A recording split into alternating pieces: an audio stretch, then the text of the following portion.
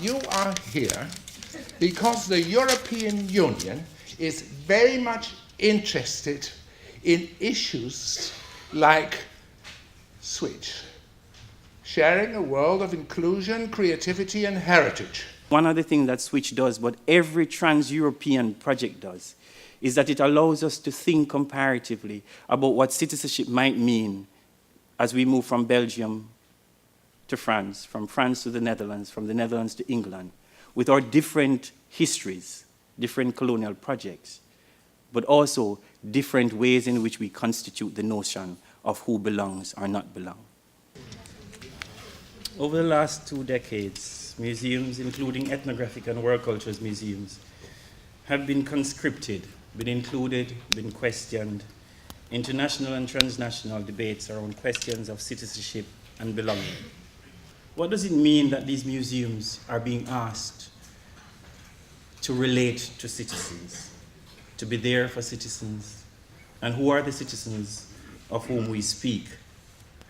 Who is the European that the museum is to speak to? Why have a national museum for world cultures? What's its purpose? Why is it here? Our collections tell us a lot about questions of identity. We relate to diversity. Very often politicians put us in that place. Exchange, trade, migration, it's in our collections. As well as the colonial histories and slavery, matters like that. We always question now, is it about the world and is it about people? But it was only 1937 this museum opened for the public at large. And then it explained the exotic world far away. And then Europe started changing. There was a war, and there was a period of decolonization after the war. And this museum lost its relevance, though it didn't recognize that. It was no longer about, it was still about exotic peoples far away, but the people from far away had started moving to the Netherlands, and they became our neighbors. And it took this museum, like many other museums in these similar museums, quite a long time to find out that the changing demographics of the world around them had very, very important implications for the mission and the statements that the museum was going to make. You may all remember the bloody civil war in Ivory Coast, Cameroon, Congo, all furious, really very nasty civil wars over autochthony and exclusion. That exactly the same moment the Dutch choose to call themselves autochtonen in order to distinguish themselves from the other, the allochtonen. That is still a very remarkable event in kind of convergence which makes you wonder. The question of global citizenship or world citizenship has something to do indeed with connected histories. So we place the beginning of modernity not in the Industrial Revolution or the Reformation or the Enlightenment, but we place the beginning of modernity in 1492 with the colonial encounter, with the beginning of the colonial expansion of Europe.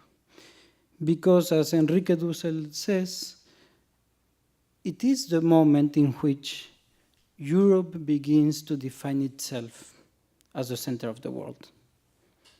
Before the colonial encounter, without colonies, Europe cannot think of itself as the center of the world. How can we achieve a decolonial stage? Some stage in which we overcome the modernity coloniality system. And one of the things here that becomes important in my own thinking is to overcome what we call the arrogant ignorance of Eurocentrism. So how can the museum that has played such an important role reinforcing Eurocentrism can help us overcome that form of ignorance? So how these collections and this form of exhibition has performed a task to produce whiteness and has been complicit with this arrogant ignorance of Eurocentrism, producing an ignorance of the larger epistemic diversity of the world. So the culturalization of citizenship in the Netherlands, that is the increasing importance ascribed to culture in the politics of citizenship, belonging and integration, has been marked by a tension between religion and secularism. Minorities are increasingly expected to integrate into Dutch culture and embrace Dutch norms, values, and traditions. The process of integration here does not only mean to keep one's culture to oneself and out of the public sphere, but it is understood as a fundamental transformation of the person. Since they are thought to be caught in backward traditions, prospective citizens have to emancipate themselves. This process of emancipation, in turn, is told as a narrative of secularization. The masque thus embodies the intersecting processes of heritageization and sacralization. It is a political object because, as cultural heritage, it symbolizes, if not embodies, a complex diasporic identity that is both in and out of the nation. It is a sacred object because it generates spiritual presence, the ancestors. So the masque is what Birgit Meyer has called a sensational form, a technique of generating presence. The concept we decided to really make was that half of the gallery is dealing with the colonial past of our collections, and if they are contaminated with colonial mind and history. And to do this, we start with the question, has Austria something to do with colonialism? Because the majority of Austrians believe that they have nothing to do with this concept. Yeah, it's totally out of their experience. But for me, it was very important not only to talk about the past, but also about our colonial present. Because I agree with Wayne that our museums are still colonial places. The museologists said that we do not have enough collections to tell the story in a true sense.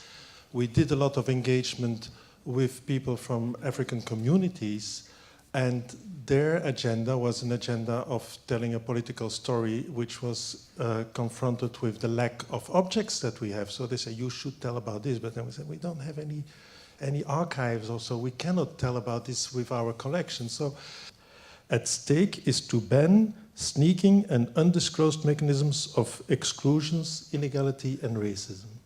And now we specifically say how we are going to do it. For instance, by having a critical and apt attitude with respect to the own history of the museum, with respect to the role of King Leopold II, but with respect towards African victims of colonial violence. We have in the museum a statute for the Belgian victims of colonization, but not of African victims, so far, and have an open attitude towards restitution matters. Something belongs where it belongs. There's a prominent British museum director who said not so long ago that repatriation is yesterday's question. There's a prominent member of the Benin court who says if somebody has stolen my car, he has to return it to me, and it's not his business whether I have a good garage to keep it in. And I think one of the things we really want to be thinking about more is not just what we do in our own spaces and contexts, but what we can do in partnership with other kinds of museums, and are there ways we can try and get them to accept our interventions in their spaces. We talk a lot about artists' interventions, but maybe there's scope for sort of cross-generic and cross-disciplinary curatorial interventions in, for example, the mainstream art museum. We do have a panel of people from African societies living in Belgium, and then we decided we're going to ask professor of university at University of Kinshasa, as seen as a consensual figure, a high authority figure on history of his country. And in fact, his critique on what we were saying is you're neglecting too many of the positive effects of the history during colonial times. I mean, he was saying something that we dare not to say. And he said, you're neglecting the fact that our country gained a lot in infrastructure during colonial times. But what Ines mentioned, and actually what many people mentioned to me in this talk, is that so many of the visitors over and over and over and over in the visitor book said, what about the good things? How are we going to... So we understand that complexity, we understand the entanglement, but I still want to ask the question, what is it so that you're saying because it is so complex then the museum doesn't take a position and just show complexity? Because in my experience, complexity is not understood very easily by visitors. So what is your role in taking a position, and is that so? Yeah, I was just going to add, obviously the complexity, or the ways that we try to display the complexity of different colonial regimes in different times and different places is an extremely important and urgent question. But I'd also like to bring up, and particularly in the context of the last paper, Marcus's paper that we heard, of what goes on behind the scenes and about how we can decolonialize collections and actually develop less proprietorial and more productive ways of working with different people around the collections. And certainly at Cambridge and elsewhere, for over 20 years, we have had rituals go on behind the scenes with our collections. We have occasionally lent material out for use in rituals in different kinds of contexts, for artists to use historic collections in performance. And obviously this is at times very challenging. We're selective about how we do it, but we have found it to be extremely rewarding. So I just wanted to add that. I long daily to the sea, to the laugh of my mother, to the hands of my father, to the sitting posture of my brother, and to the smell of fresh olive oil. I live since 2003 in the Netherlands, in Amsterdam, and I came here for my master's in visual arts. Here I've grown to understand that my body is my home, and it's often weak, confused, and sick under the pressure of identity. But for the rest of that, my body carries me and places me in the middle of life. So Wayne and Lisa asked me if I've intentionally stated next to my name in the biography, Lebanese artist, instead of Lebanese/Dutch, for in the context of this conference, it is a political statement. I've actually just copied my biography from an old document. But 2 years ago, I got my Dutch passport. For that, I needed to let go of my Lebanese passport. And until then, it would not have been normal to say Lebanese/Dutch, but Lebanese based in the Netherlands, in spite the fact that I've been living here for 14 years. I would like to ask someone of you to flip through the book and choose a page or a line to read to us. Relations with Syria. The Syrians played a major role in Lebanese civil war, helping different sides against each other, just like the French, Americans, and Israelis were supporting different sides too, political religious groups, all in order to define and achieve their own interest in the politics of the region and the role Lebanon plays in that. So I started another project with that question, what if I take your place? So I placed an advertisement in the newspaper asking people, can I take your place for an hour, a day, or a week? And I received like 40 different reactions, and I took the place of 13 people, among which is a divorced woman and a mother, a garbage man, a curator. The colonized was not mute, is not mute, and the colonized didn't just kind of passively receive and be acted upon. Their characteristics, their behavior, their very existence in very different ways, in very different times, in very different places, had significant impact on colonizers as well, and on our collections as well. Albeit that they often found themselves having to communicate beyond the confines of their own communities, using the language and ideas of those in power rather than directly via their own means. But one of the things that interdisciplinary subaltern studies shows us is that hearing and understanding what the colonized subaltern have to tell us and recognizing those subjectivities and agencies in the traces of the colonized past and writing those histories is actually really difficult. And it's really difficult partly because historical records are largely written from the perspective of the powerful, the dominant, and there are often relatively few sources to which we can turn for those other perspectives. So again, we can extend the metaphor and say, how then do we think about the object's perspective? We just heard Sandra, is it? Yeah, talk about the object as a migrant. And here we have an object, part of an art project I worked on for a few years called 100 Migratory. And it's about 100 traveling vessels of glass.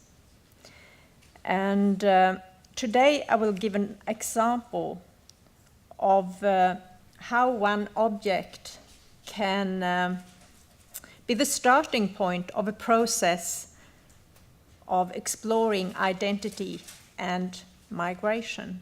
And it's interesting to study the costume through times and to see what we call traditional today has in the past constantly changed depending on what kind of materials were available, as well as influences from other cultures.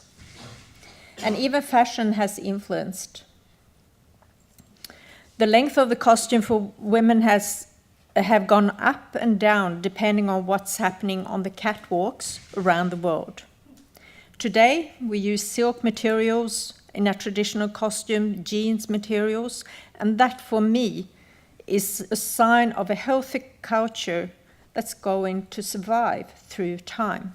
Now, actually, I think what we're doing is we're collecting some of these images. So, for example, the previous one.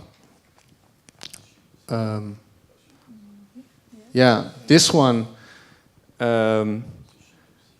was paid for by the Mondrian Fonds. And when they sent a letter to us saying that, yes, well, we're going to fund, some of these objects that you're going to acquire, they chose this one as an example and said, well, this is great because we can use this for our discussions on iconoclasm, right? Because it's They also said in this letter, and this was something was definitely not coming from me, we have to safeguard this from IS. Right. We have to save these objects from IS. And that shows something of also, how we are kind of being pushed to enter this kind of media debate, and also, I think, pushed into a kind of frame that you cannot deal with in a perfect way, but you can also not deal with it, right? Miriam called it one time a catch-22, right? If you show the image, there are all kinds of problems attached to it. If you don't, there are all kinds of problems attached to it. Showing the image of the Prophet Muhammad counters a lot of stereotypes. It's a powerful image, so to say. Needless to say, it's also contested. And actually, many museums in the US and in the UK stopped displaying images of the Prophet Muhammad because they want to be diverse, because they want to be inclusive. But this, of course, the reason they did this is that they didn't want to offend part of their public.